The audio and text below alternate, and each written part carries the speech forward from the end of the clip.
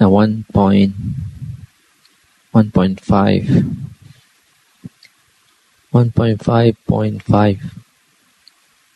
Suppose, monks, a pool of water, turbid, stirred up, muddied.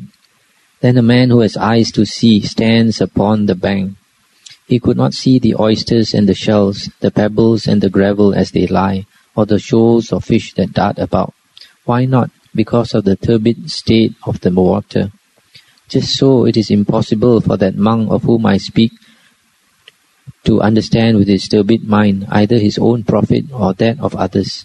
Impossible for him to understand both his own profit and that of others, or to realize states surpassing those of ordinary men, the excellence of truly Aryan knowledge and insight. What is the cause of that? It is the turbid nature of his mind, monks. Then 1.5.6. But suppose, monks, a pool of water, pellucid, tranquil and unstirred. Then a man who has eyes to see while standing on the bank could see the oysters and the shells, the pebbles and the gravel as they lie, and the shoals of fish that dart about.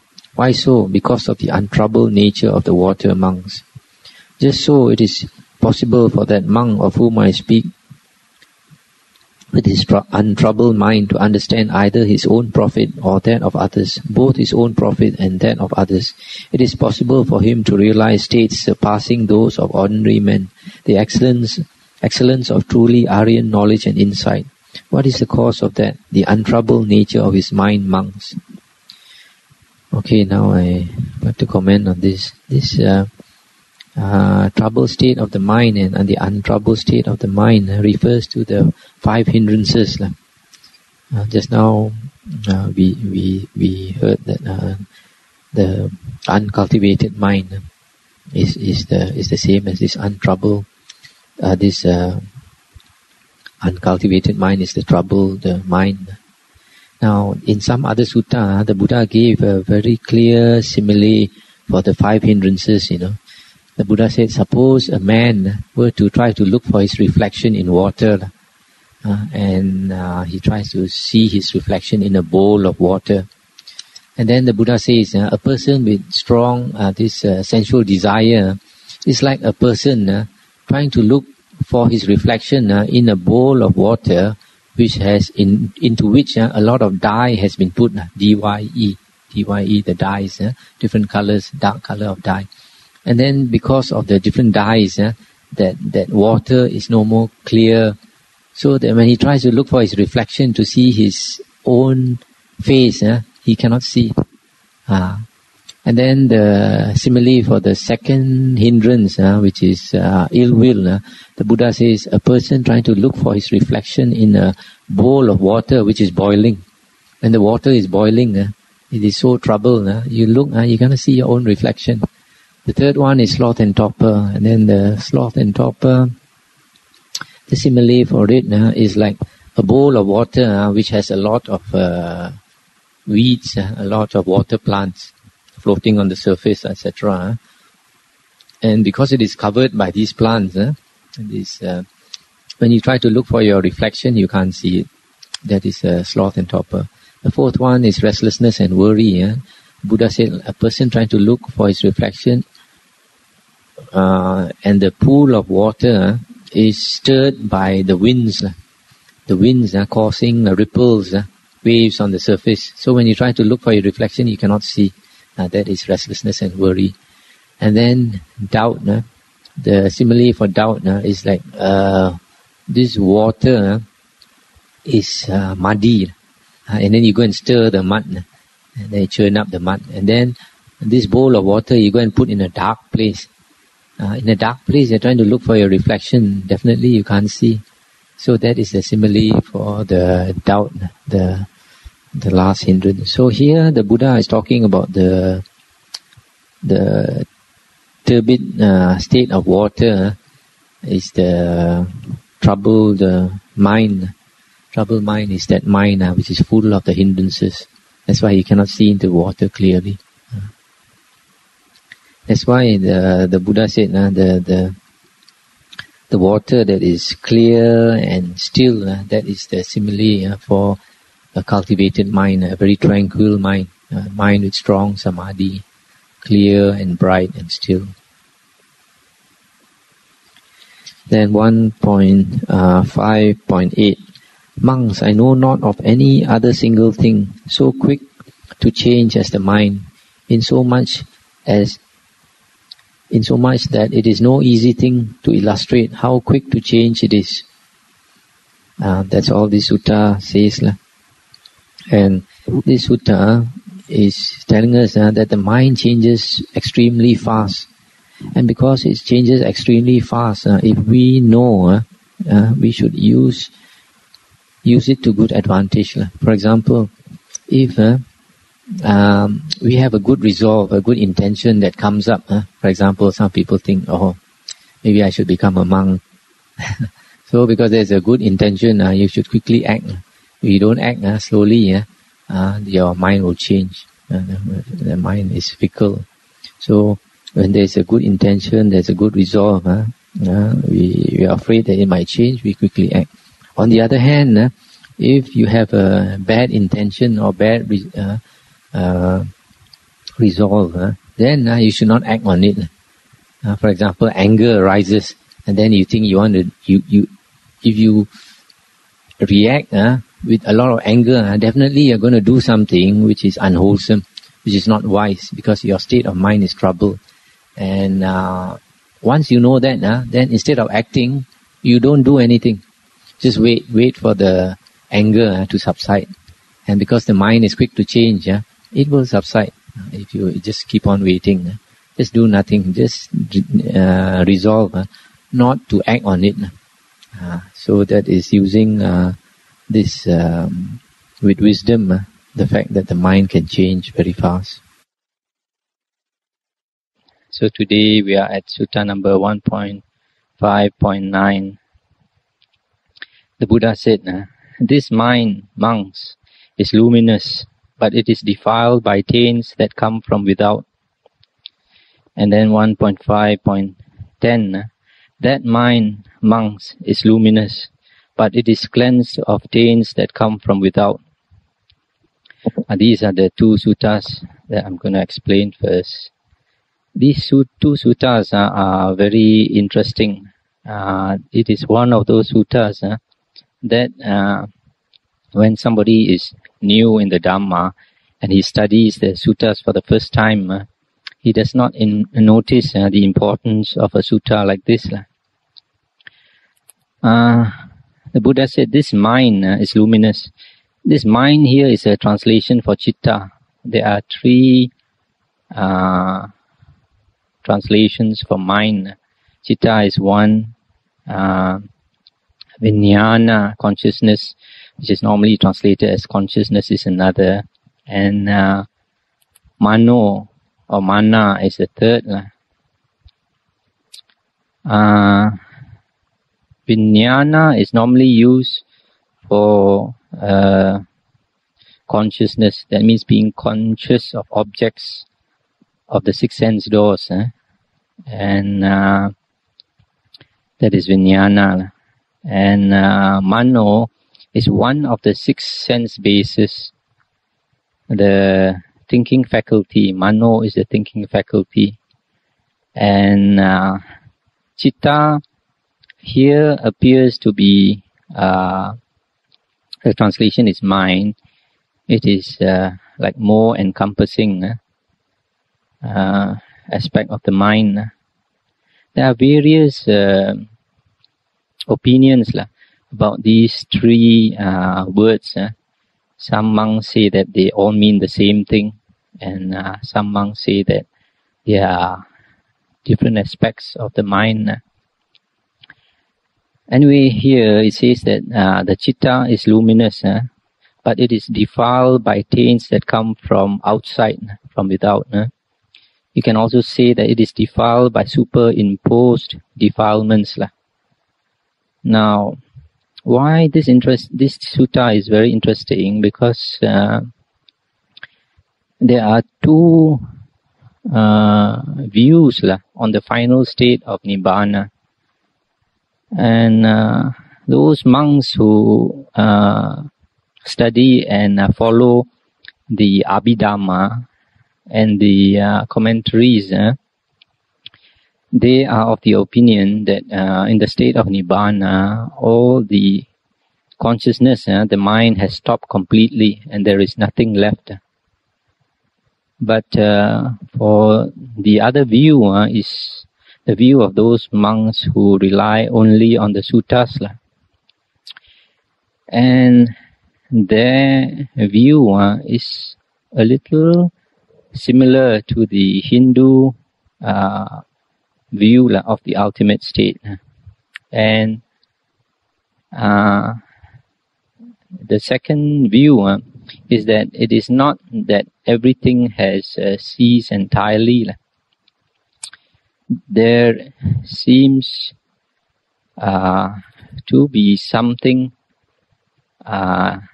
left according to the suttas, because there is a sutta in the Digha Nikaya number 11, Kevada Sutta, I think, where the Buddha said that in the ultimate state,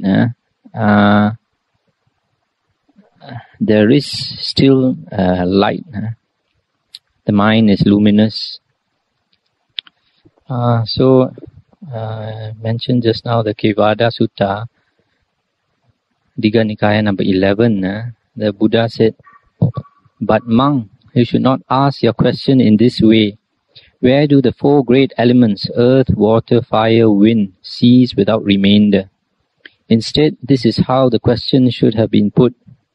Where do earth, water, fire, and wind no footing find? Where are long and short, small and great, fair and foul? Where are nama rupa wholly destroyed?" And the answer is, where consciousness is non-manifestative, boundless, all luminous, that's where earth, water, fire, and wind no footing find. There both long and short, small and great, fair and foul, there nama rupa are wholly destroyed. With the cessation of consciousness, this is all destroyed. Now, so this is one sutta where the Buddha seems to talk of an ultimate state where the normal consciousness, the normal sixth consciousness has ceased altogether, and yet there is still a state which is boundless, luminous, non-manifestative consciousness. And this non-manifestative consciousness is believed to be similar to a kind of consciousness which the Buddha calls unsupported consciousness. Unsupported consciousness, which is completely different from the sixth normal consciousness. The sixth normal consciousness, they have to have an object as a condition for it to arise, but not with the unsupported consciousness, apatitang vijnana. So that is why this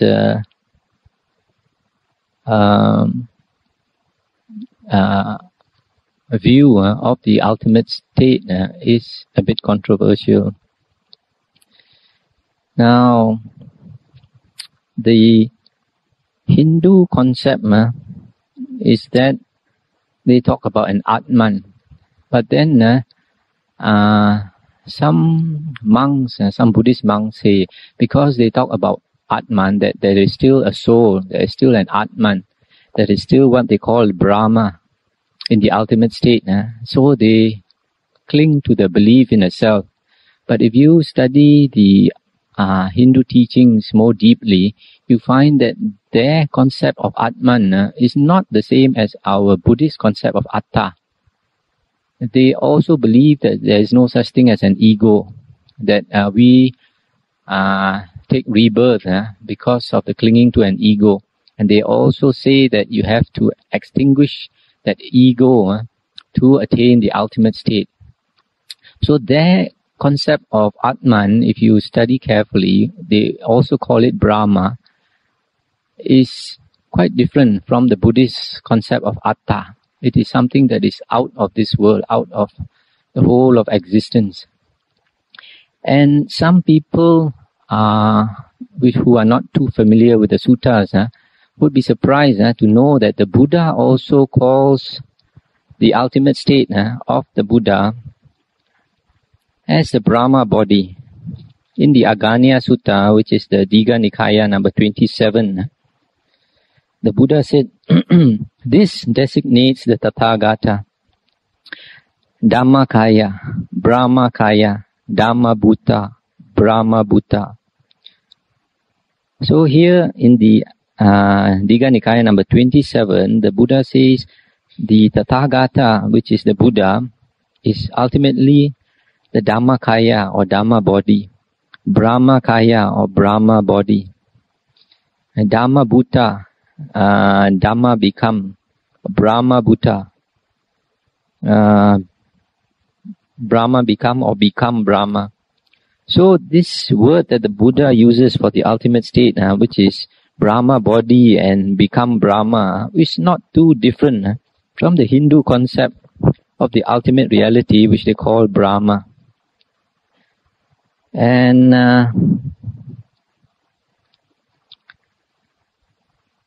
the meaning of this sutta appears to be that this mind is basically bright, luminous, but because of superimposed defilements, defilements or taints that come from outside, external, the mind is no more bright. Is no more bright. That is why, like for ordinary people, when we close our eyes, we see darkness all around. The mind is dark. Whereas for an arahant, it appears like even when they close their eyes, the mind is bright. So there are some people like Achan Man in the Thai tradition, and the Thai Achans, they say that the original mind, they talk about the original mind. They say that the original mind is bright. And then they say that the defilements are the normal six consciousness. Because when the mind has the six consciousness arise, it means that there is an external object which attracts the attention of the six consciousness. The six consciousness or one of them arise, and so our energy is scattered out through the six sense doors. Because the energy is scattered out through the six sense doors, so the mind becomes scattered, and when the mind becomes scattered, it becomes sort of darkened. That is why when we practice one-pointedness of mind, we practice the jhanas, the samadhi that is taught by the Buddha. We don't allow the energy to go out through the five sense doors, and we even the sixth sense door, the mind is put on one object, only one object, and because of that, the mind becomes one-pointed, becomes concentrated, and the mind attains back that luminosity, the brightness. That is why jhana can be translated as a state of mental incandescence. And so that is what I like to say about this sutta, that it is one of the important suttas which is used by those monks who follow the second opinion, namely that the mind is originally bright and it can return to that original bright state of a different kind of consciousness, and not the normal six consciousness. But we have to be very careful that if we say that whether something exists in the ultimate state or something does not exist in the ultimate state, because in the Anguttara Nikaya, chapter of the Fours, the Buddha said that concerning Nibbana, do not say or say not that something exists, and also say not that nothing exists.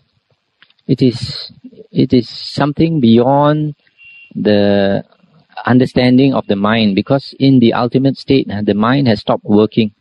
So the normal mind, so you cannot perceive with the normal mind, it appears that it can only be experienced, but it cannot be known with the ordinary mind.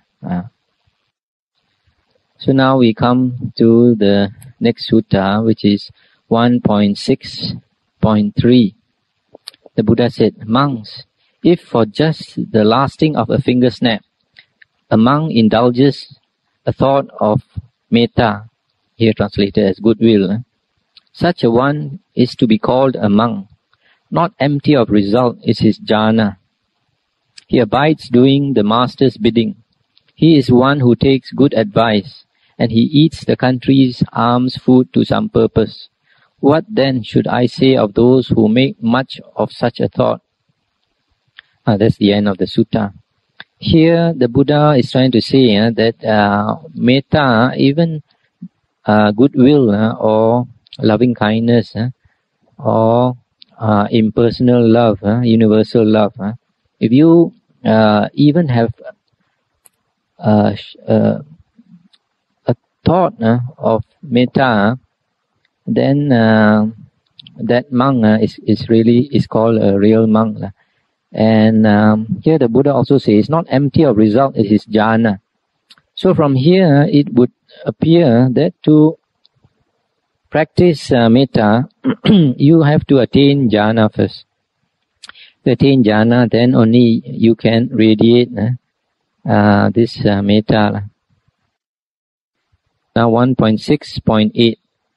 The Buddha said, "Monks, I know not of any other single thing of such power to cause the arising of evil states, if not yet arisen, or to cause the waning of good states, if already arisen, as negligence. In him who is negligent, evil states, if not already arisen, do arise, and good states, if arisen, do wane." Then the next sutta says, "Monks," 1.6.9.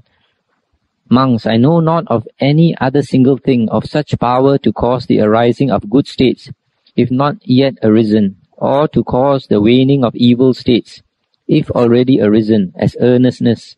In him who is earnest, good states, if not yet arisen, do arise, and evil states, if arisen, do wane." These two suttas show that earnestness is very important, and negligence is something that we have to be very careful about. Negligence brings about evil states. That means states of pain, states of suffering, and good states are states that you do not suffer, you do not have pain. And negligence, you see, leads to careless. Negligence means carelessness, basically, not being serious, and that leads to indolence, being lazy, and so it brings about all the bad states. Whereas if a person is sincere, is earnest, that means he has a lot of sincerity, he is serious, and that leads to a lot of effort. And effort brings us progress. We get a lot of good states arising from it. Now the next sutta is 1.8.6. "Of slight account, monks, is the loss of such things as relatives. Miserable indeed among losses is the loss of wisdom." And then 1.8.7. "Of slight account, monks, is the increase of such things as relatives. Chief of all the increases is that of wisdom. Wherefore I say, monks, you should train yourselves thus. We will increase in wisdom. You must train yourselves to win that." Then 1.8.8. "Of slight account, monks, is the loss of such things as wealth. Miserable indeed among losses is the loss of wisdom." And 1.8.9. "Of slight account, monks, is the increase of such things as wealth. Chief of all the increases is that of wisdom. Wherefore I say, monks, thus must you train yourselves. We will increase in wisdom. You must train yourselves to win that." So these four suttas the Buddha is trying to tell us that wisdom is more important than all the worldly things. Because among the worldly things, for most people, relatives are extremely important. Relatives and wealth. These are the two most important things in the world for ordinary people. But the Buddha says all that is not important at all compared to wisdom. Wisdom is the something that is much more important than the worldly things. Because if we have wisdom, then we would not continue in this round of suffering and the round of rebirths. And how do you get wisdom? First, we have to listen to the Buddha's teachings, like here, the suttas, because by listening to the Buddha's teachings, then we understand what is important, what is not important, like here in this sutta. And then also we know what to practice, like keeping the precepts, doing charity, listening to the Buddha's teachings, the Dhamma, and then practice meditation, etc. So that is how we increase in our wisdom, by understanding the Buddha's teachings, the Dhamma, and then putting it into practice, especially meditation. But I always like to say that meditation is like a university compared to the other aspects of the Buddha's teachings, like keeping the precepts, making offerings. And so it is not something that we plunge into for a beginner.